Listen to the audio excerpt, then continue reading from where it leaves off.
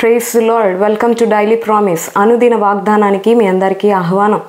ఈరోజు దేవుని యొక్క వాక్యం మనం చూసినట్లయితే కీర్తనల గ్రంథం 4వ అధ్యాయం 4వ వచనంలో ఒక చక్కని మాట ఈ విధంగా వ్రాయబడి ఉంది. ఏమని అంటే, భయము నొంది పాపము చేయకుడి, మీరు పడకల మీద ఉండగా మీ హృదయములలో ధ్యానము చేసుకొని ఊరుకుండుడి.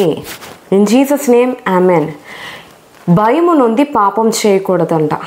ఈరోజు ఈ లోకంలో చాలామంది మనుష్యులు పాపం చేయడానికి కారణం ఏంటి అంటే వారికి భయం లేకపోతుంది. దేవుడు అంటే భయం లేదు, దేవుడు ఉగ్రత అంటే భయం లేదు, దేవుని కోపం అంటే భయం లేని వారిగా ఉన్నారు కనుకనే వారు పాపం విచ్చలవిడిగా చేసేవారిగా ఉన్నారు.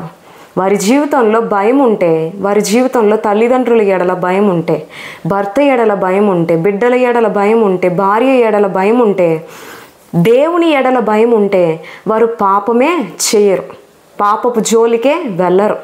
అయితే దేవుడు ఇక్కడ సెలవిస్తున్నాడు, భయము నొంది పాపము చేయకుడి అంటున్నాడు.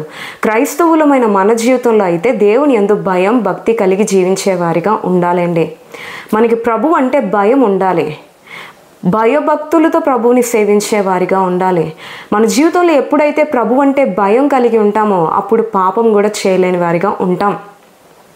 పాపానికి మన జీవితంలో ఒక చోటంటూ ఇవ్వలేని వారిగా ఉంటాం. దేవుడు అంటున్నాడు, భయము నొంది పాపము చేయకుడి, మీరు పడకల మీద ఉండగానే మీ హృదయములలో ధ్యానం చేసుకొని ఊరుకుండుడి అంటున్నాడు. మన పడకల మీదే మనం పడుకుంటుండగా, మన మంచం మీదే మనం పడుకుంటుండగా మనం దేవుని ధ్యానం చేసుకుంటూ మనం మౌనంగా ఉండాలంట. ఈరోజు పడుకునే విషయంలోనే రాత్రికాల సమయం మందు మీరు నిద్రకి పడుకుంటున్నప్పుడే మీరు దేవునికి ప్రార్థించేవారిగా ఉంటున్నారా? దేవుణ్ణి ధ్యానించేవారిగా ఉంటున్నారా? దేవా, ఈ రాత్రికాల సమయం మందు పడుకుంటున్నాను, నాకు ఎటువంటి చెడు కళలు రాకుండా సహాయం చేయి. దేవా, ఈ రాత్రికాల సమయం మందు పడుకుంటున్నాను, నాకు ఎటువంటి భయాలు, ఎటువంటి పాపపు ఆలోచనలు రాకుండా సహాయం చేయి అని నువ్వు ప్రార్థించే వ్యక్తిగా ఉంటున్నావా?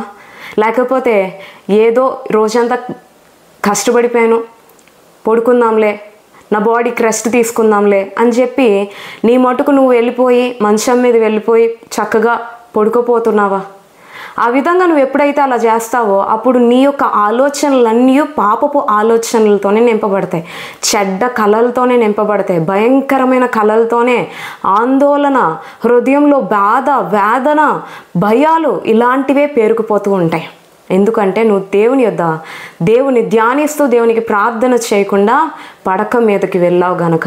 మన జీవితంలో మనం భయం నుండి పాపం చేయకూడదు, మనం పడకల మీద ఉండగానే దేవుని ధ్యానిస్తూ మౌనంగా ఉండాలంట. మనం రాబోతున్న శోధనల కొరకు ముందుగానే ప్రభువుకి ప్రార్థన చేయాలి.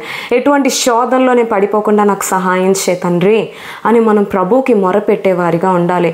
ఈరోజు దేవుడు నీకు నేర్పిస్తున్న పాఠం ఏంటి అంటే, నువ్వు పడక మీద ఉండగానే నువ్వు ప్రభువుని ధ్యానించు, దేవుని సన్నిధిని ధ్యానించు. దేవా, నీ సన్నిధిని ఉంచాయా, నా పడకల చుట్టూ నీ సన్నిధిని ఉంచాయా, నీ కాపుదలు ఉంచాయా, నా ఆలోచనల్లో నీ ఆలోచనలు ఉంచాయా, భయం భక్తి కలిగి నేను సేవించే బిడ్డగా నన్ను చేయి తండ్రి అని నువ్వు అడిగి దాని ప్రకారంగా నువ్వు జీవించినట్లయితే అప్పుడు నీవు పాపపు ఆలోచనలు ఆలోచించలేవు, పాపము చేయలేవు, దేవునికి విరుద్ధంగా బ్రతకలేవు అన్న విషయాన్ని గుర్తించు.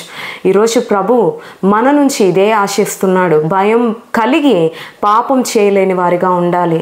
మనం ఒకప్పుడు పాపానికి దాసులమే, ఒకప్పుడు లోకానికి దాసులమే, పాపులము అన్న ట్యాగ్ కలిగిన వారమే. అయితే ప్రభువైన యేసుక్రీస్తు ఆ యొక్క పాపులమైన మనల్ని రక్షించడం కొరకే మన స్థానంలో మన శిక్షను ఆయన భరించి తన పరిశుద్ధతను మనకు అనుగ్రహించాడు. ఎందుకు అంటే మనం తిరిగి పాపం జోలికి వెళ్తామని కాదు, మరలా యొక్క పాపము అనే ట్యాగ్ ధరిస్తామని కాదు, కానీ మనం భయం భక్తి కలిగి ప్రభు పరిశుద్ధతతో నింపబడి పరిశుద్ధులుగానే ఈ లోకంలో జీవిస్తామని ప్రభు కోరుకుంటున్నాడు. సో ఇప్పటి నుంచి నీ పడక మీద ఉండగానే, నువ్వు రాత్రి పడుకున్నా, మధ్యాహ్నం పడుకున్నా, నీ పడకల మీద ఉండగానే నువ్వు భయము నుండి పాపము చేయక దేవుని ధ్యానిస్తూ దేవుని కొరకు జీవించడానికి ప్రయత్నించు. పాపపు ఆలోచనలు ఆలోచించద్దు, పాపపు మాటలు వద్దు, పాపపు వినికిడి వద్దు, పాపపు చూపులు వద్దు, పాపపు క్రియలు వద్దు. నువ్వు పరిశుద్ధంగా ప్రభు కొరకు జీవించడానికే ప్రభు నిన్ను బ్రతికి ఉంచాడు అన్న విషయాన్ని గమనించి భయం భక్తి కలిగి పాపము చేయక పరిశుద్ధంగా ఈ లోకంలో బ్రతకడానికి ప్రయత్నించు. నిత్యము దేవుని ధ్యానించు, దేవుని కొరకు బ్రతుకు, దేవుని కొరకే జీవించడానికి ప్రయాసపడు. అటువంటి గొప్ప కృప భయం నుండి పాపము చేయక మన పడకల మీదే ఉండి, పడకల మీద ఉన్నప్పుడే మనం ప్రభువుని ధ్యానిస్తూ మౌనంగా ఉండే గొప్ప కృప, దేవుని దృష్టికి అంగీకారంగా ఉండే జీవితం ప్రభు మనకి ఎల్లప్పుడూ దయచేయునుగాక. ఆమేన్.